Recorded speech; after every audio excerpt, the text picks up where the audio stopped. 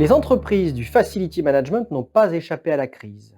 L'exercice 2020 se sera soldé par une baisse du chiffre d'affaires sectoriel selon l'étude Xerfi Precepta. Cette évolution est inédite sur la période récente pour un marché structurellement en phase d'expansion. Par rapport au choc subi par l'ensemble de l'économie, le recul de l'activité apparaît toutefois limité et un rebond technique est attendu en 2021.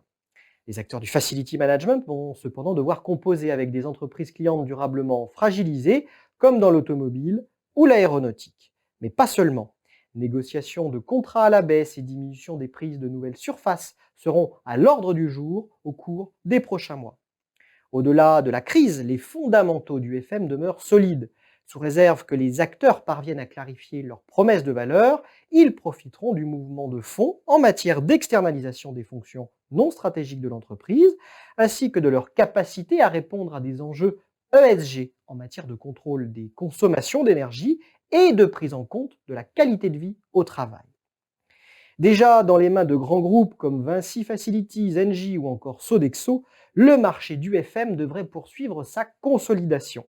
Des opportunités de rachat pourraient même émerger. Les mutations de la demande favoriseront les acteurs de taille importante qui sont en mesure de proposer davantage de flexibilité contractuelle et qui ont pris le virage du workplace management.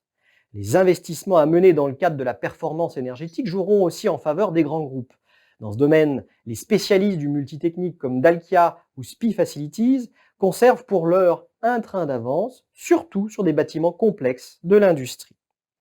Les stratégies de croissance des FMR ont consisté ces dernières années à élargir l'offre en direction des occupants pour améliorer la qualité de vie au travail et dans le cadre de l'excellence environnementale et le contrôle des consommations énergétiques. Au-delà de ces deux piliers qui s'appuient sur un usage étendu des outils numériques, les FMR ont aussi misé sur une politique soutenue de croissance externe, notamment à l'international, le renforcement de leurs engagements RSE ou encore sur la communication institutionnelle autour du métier du FM.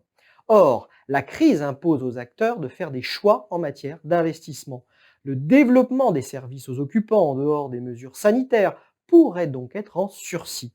A l'inverse, la chasse au coût de la part des donneurs d'ordre pourrait bien être source d'opportunités pour les FME, car la réduction des charges est justement l'une de leurs promesses phares. Elle constitue plus que jamais un argument de fidélisation et d'acquisition client.